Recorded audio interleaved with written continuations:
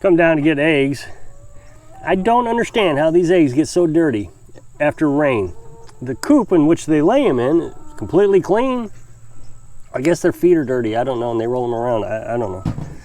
But that's the only time they get dirty. Any other time, they're pretty clean. But we've had so much rain, I've told you about that. So it's another pretty day. I just can't get over this weather. Thought I'd take you over to the garden real quick. I meant to mention this to Carolyn a while back, that she's got all kinds of green beans out here, but I forgot to tell her. But her green beans are just sprouting all over the place. I hope you can see that.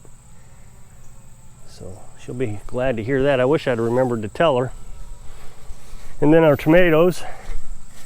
We've got a slew of tomatoes popping up.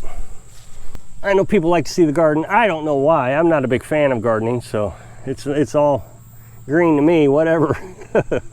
But I know people like to see it, so I thought I'd show it. I mean, I'm just want the tomatoes, and we're not going to get enough this year. I'm not sure what happened, but I don't think we're going to get enough to can for any amount to make a difference. But that's okay. Even if a SHTF were to happen, we can live without tomatoes. It would have been a nice thing to have, a little luxury item, to be able to have some tomatoes to put, you know, sauce over our meat, because we're carnivorous. I've said that many times. I don't know, they still may redden up. I mean, there's a bunch of them. She got all these cherry tomatoes, or whatever those are called. I didn't expect that. I mean, she's got some bigger ones too, but I didn't expect, the bigger ones didn't grow very much, but these little ones did. So I don't know. It is what it is, I guess. Right there, that's why we don't let our chickens free range. I don't know if you can see that, but there are just turkey buzzards all over there, or hawks or eagles or something. Of course, we have bald eagles, and you let those chickens out even for a second, they'd scoop down and take them. Of course, we live by a big lake, so that's why it's so prominent around here with these predator birds.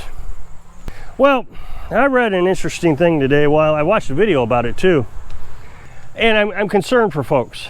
I don't think people are prepared for what's coming, even though we've already been through it. So we went through a lockdown a couple of years ago, and we were locked down for, I don't know, a couple months, 3 months, I'm not sure how long.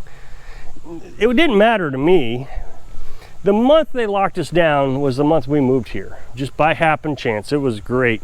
As you know, we were nomads, and we decided to quit. We bought this piece of property.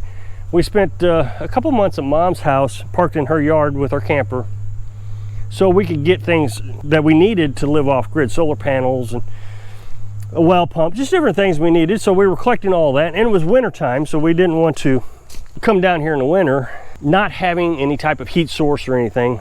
The next year we built a heat exchanger for the camper, so we got through the second winter, well, the first winter for us here, but we got through that. But that's because we had the whole summer to prepare. So when we come down here, we were already on lockdowns. Well, we did fine, and we weren't even completely set up. I mean, we didn't have the tiny house built yet. We were living in a camper. We had to install the well, get it functioning halfway okay. We had to go out and get an IBC tank. So there were still things that we had to do and get set up while we were in the middle of a pandemic. And then we had to build our tiny house during skyrocketing prices of lumber. So we had to go to look on Facebook Marketplace to look for cheap lumber. You know, people were selling it, just trying to make enough money to get through the pandemic. So we grabbed some really good deals. The thing is we managed very well considering how little we had.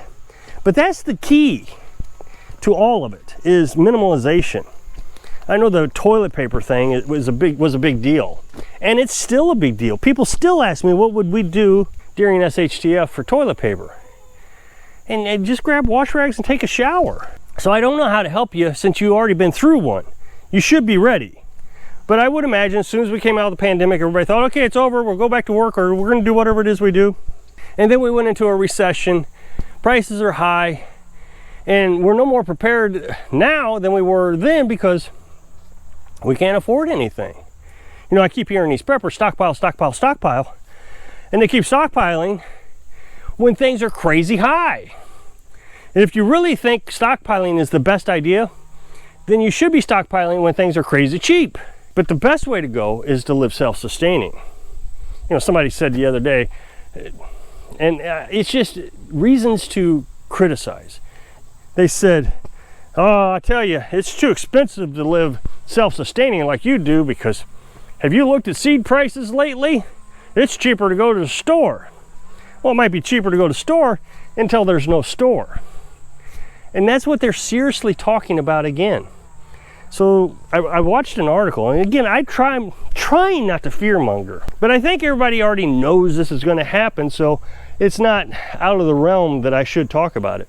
I read an article today that there are organizations like Chevron, Shell, BP Gas, who else? Kellogg cereal. Oh, and there was just hundreds of different, these were the big names that I could think of. And so they formed a group of people, a group of organizations. So this group formed a group, and they've named it something, and I don't know what it was. It was difficult, but it's about businesses preparing for the next lockdown. And this one's going to be a long-term lockdown. Now, we've heard governments talk about this. What they're talking about is a climate crisis lockdown. And the key to this is what these organizations are preparing for, and they've been told to prepare for, is government wants to lock us down, minimize the amount of fuel we can have, travel, minimize cars that we can buy, minimize heat, electric, you know, that kind of stuff that we can use. Basically, I guess if you need to work, you're going to have to work online. So that shuts down manufacturing and fast food and all that. Well, these companies still have to survive. So just like any business would do, you have contingency plans. And a lot of companies actually document these contingency plans. Now, I know this because two reasons. One, I've been manager in several different industries and responsible for contingency plans. Now, nothing long-term like what they're talking about, but I've wrote contingency plans for being able to produce products during some sort of crisis and tornado wipes our building out. How would we respond to that so we can continue to produce products for our customers, because our customers would still need products. So, and I was also a consultant that consulted for companies to help come up with these contingency plans. So, for example, let's say you're a supplier to GM, General Motors. Well, General Motors have to have a certain amount of parts every day from you so they can produce cars. And you can't get away with it. If you don't produce these parts, they can sue you or whatever. So you have to come up with a contingency plan. If a tornado wipes out your building, how are you going to produce parts? So that's just good business practice. Now, a lot of people are saying, oh, these companies are woke. Well, I don't know, they might be. It really has nothing to do about being woke. It has to do with, and they've even said it, how to comply with a climate disaster in a capitalistic way. So it makes sense. They're just trying to figure out how to continue to employ people, make products. I mean, think about this. Chevron and Shell and BP and all these companies, that's what they do.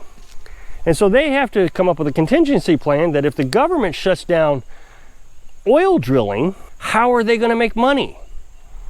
They have to make money. They have millions of employees or thousands of employees or whatever the case is. They got lots of employees. And they got to figure out what to do, because if they shut down, and you may not know this, but your 401k probably had investments in the oil. So all their investors would lose millions or billions of dollars in investments from their 401k during a lockdown. So they have to consider what to do. I mean, think about all the money that was lost during the last lockdown. It was only for a few months. People are still employed. We're still trying to recover from it. High inflation, possible recession, depending on the definition of recession. And that was just for a few months. What if this is indefinite? How does Shell Corporation or BP recover from that? And I know a lot of people say, "I just shut them down." Well, that's your job. That's your 401k. You can't just shut them down. It would destroy the economy worse than what it's destroyed already. So what I'm trying to suggest is, well, I always suggest it. You got to get independent. You got to get self-sufficient, self-reliant as much as possible. Well, Rob, I live in the city. How's that possible? You got to get out of there. You got to start raising chickens or rabbits. And if you can't get out of the city, Don't be in an apartment. I mean, I hear that too. I live in an apartment. What do you think I should do? Move. If you had a house, at least, even in the city with a garage, you could raise rabbits in the garage, or chickens if necessary. Mom lives in a small town, but it's still a town with neighbors close by, and she raising chickens. And I was thinking about what we would do. Of course, you know, we have chickens, and that's our primary source of food. And I'm supposed to have 2,500 calories per day, but I only eat meat. So I began to wonder. Now somebody's going to argue with me, and I'm not a doctor, and I'm not going to argue with you in the comment section. So don't even write it. I understand what you're getting ready to say. I'm not completely stupid, but the industry says you're supposed to eat 2,500 calories a day if you're a male, or 2,000, maybe it's 2,000, whatever it is. And a woman's supposed to eat about 1,500. Well, I don't think we eat that much in calories, and we're not losing weight like dramatically. I mean, I've gotten in shape, but I'm not losing weight, and we're just eating meats and eggs and tomatoes. But I'm not hungry, and we're not just starving ourselves to death either. So it seems to me that I should do what my grandpa used to say. My grandpa was a naturalist and a chiropractor, and he always said, listen to your body, listen to your body. So if you get off carbohydrates and you start eating meats, I'm listening to my body, and it's saying you don't need to eat as many calories. I agree. When I was eating peanut butter and bread for lunch, and I was eating 3 or 4 of those a day, my calorie intake was way up there, 2,500, sometimes more. And I was always hungry. That's because carbohydrates is sugar, and you burn off the sugar. But when you eat meat, I'm not getting that many calories.